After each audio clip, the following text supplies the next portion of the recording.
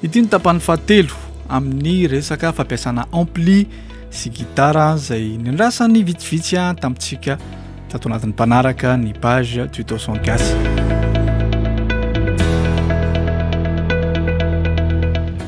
Faly miarabanao indray tafaverina eto amin'ny tuto son gasy. Mino aho fa salama tsara ianao mangala toerana tsara ianareo mpitendry gitara sy ny instrument rehetra zay mampiasa ampli fa ity no tapany fahatelo. Tsara ho marina ety am-piandohana raha ohatra ka tianao ho fantatra ny makasika ny zavatra rehetra efa niresahana dia angatahako ianao hijery ny tapany voalohany sy ny tapany faharoa apetrako eo ambany eo ny lien makasika an'izay zay afaka jerenao zao dia zao aloha ahafahanao manaraka tsara ny zavatra zay ho resahana eto. Fa na izany na tsy izany aza dia asiantsika fampatsihivana kely ilay izy. Tamin'ny tapany voalohany dia hitantsika ny fampiasana gitara miaraka amin'ny ampli dia fantatsika fa tsy maintsy alaina micro satria izay no antony nanaovana an'ireny ampli ireny. Tamin'ny tapany faharoa dia nijery ny sokajy misy ny préamplification isika sy ny ampli de puissance zany hoe ny chaîne zay mipetraka ao anatin'ilay ampli. Ato anatin'ny tapany fahatelo isika dia resaka mahakasika ny fampiasana multi-effet miaraka amin'ny ampli indray. Tsy ho asiko fanazavana be ilay izy fa raha tianao dia apetrao amin'ny commentaire dia voaliako foana ny fanontaniana fa tonga dia miditra amin'ny pratika avy hatrany isika satria maro ny fanontaniana zay apetrakareo makasika ny fampiasana multi-effet miaraka amin'ny ampli. Rehefa mbola any an-trano ianao sy ny gitara anao miaraka amin'ilay multi-effet dia manamboatra ny son zay rehetra tianao manomboka amin'ny préamp, ny effet, zavatra rehetra zay apetraka ao anatiny ao miaraka amin'ny equaliseur sy ny sisa, zany hoe son efa vonona no ao anatin'ny multi-effet anao. Kanefa rehefa tonga any amin'ny live ianao matetika dia ampli ana gitara indray no mitsenanao. Ka ny mahazatra antsika amin'izay amin'ny resaka branchement dia alaina ny gitara dia mitsofoka amin'ny multi-effet dia ny sortian'ny multi-effet no miverina mitsofoka makany amin'ny ampli. Ny zavatra misy anefa arakaraky ny effet zay ampiasainao dia samihafa avokoa ny impédance de sortie. Aleo asiko fanazavana mazava tsara amin'ireny ampli ana gitara ireny satria ny gitara dia gitara haute impédance, ny zavatra andrasan'ny ampli zany dia impédance ambony.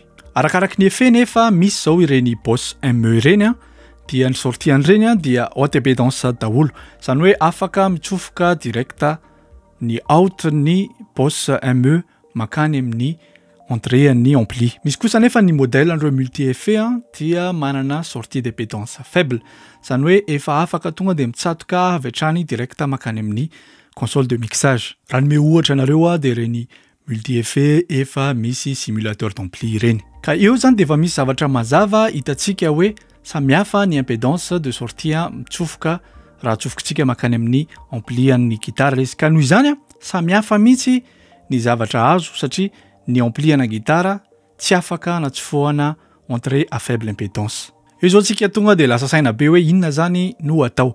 Eo indrindra no misy an'ity solution ity dia mampiasa ny loop.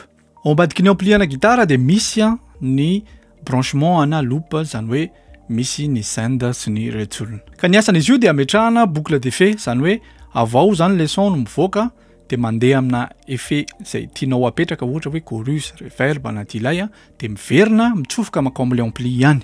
Raha isika zany branchement tsotra, alainao ny gitara dia mitsofoka makao amin'ny entrée ny ampli. Avao amin'ny ampli misy an'ilay sortie send dia apetraka ao amin'iny ny effet rehetra zay ho ampiasainao na mety ho multi-effet any ianao no mametraka an'izay effet rehetra tianao dia ny out an'ilay multi-effet indray no miverina makany amin'ny return an'ilay loop an'ilay ampli.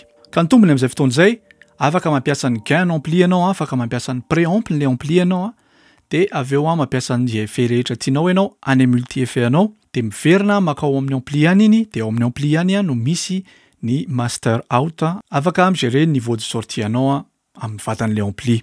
Tombony ao anatin'izay dia le son anao tafijanona ao anatin'ny environnement anankiray ihany satria ninona karazana effet ampiasainao dia mivoaka amin'ilay cabinet, zany hoe ilay vatan'ilay ampli mihitsy ilay son. Ny olona professionnel matetika no efa mahafantatra hoe ohatran'izao ny karazana feo na cabinet combo ohatran'izao steak, ohatran'izao super steak dia amin'izay fotoana izay mandritra ny concert anankiray tsy miova mihitsy ny environnement anao fa na mampiasa clean ianao, mampiasa disto ianao, ninona karazana effet ampiasainao dia environnement anankiray foana dia mahafinaritra kokoa sady professionnel kokoa. Raha miezako ny zavatra rehetra nolazaiko teo zany dia mila fantatrao ny impédance de sortie an'ny multi-effet anao. Mila fantatrao ihany koa le karazana ampli zay ho ampiasainao hoe misy an'le branchement ana loupe V. De fahatelo mila manana câble mifanaraka amin'izay ihany koa ianao satria apatsiahiviko anao fa samihafa ny câble ampiasaina amin'ny basse impédance sy ny haute impédance. Eny fa na de samy jack aza zany lohany. Ka izany rehetra zany nefa mila fanomanana tsara alohan'ny anaovana concert anankiray. Kanefa raha guest ianao amina spectacle anankiray de sarotra izany zavatra rehetra zany fa tsy maintsy mila miafiafy ianao. Ny zavatra tsotra indrindra toroko raha misy amplio ka alenjareo amin'ny micro dia aza mampiasa multi-effet anao fa ampiasao ny ampli tadiavo ny son zay mahatsara an'le ampli. Amin'izay fotoana zay madio kokoa sy tsara ny son azonao. Eny ihany koa tsy lany fotoana ianao amin'ny karazana branchement isan-karazany ao anatin'le satria tsika guitariste matetika tena ikuizan'ny olona hoe tsika ny tena be fitaovana installena indrindra, be fitaovana désinstallena indrindra, akoatran'le percussion le bandekamako anankiray zay.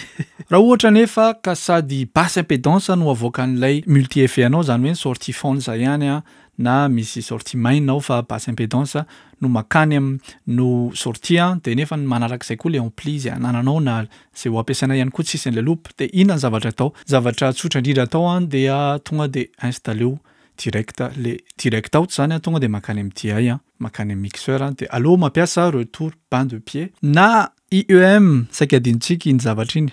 De zay ry namana rehetra ny mahakasika an'izay tsy ataoko lava be le izy fa raha liana ianao amin'ny resaka hoe fanamboarana son misy amin'ny gitara indray zay zavatra hafa indray fa azontsika iarana mijery ihany zay. Mankasitraka indrindra de mino fa efa abonné ianao raha mbola tsy nataonao zany de arao isika eto amin'ny YouTube indrindra dia misy ihany koa ny Facebook sy ny sisa. Efa fantatrao sy efa hitanao eo daholo ny lien momba an'izay ka dia fanohana isika mandra-piona.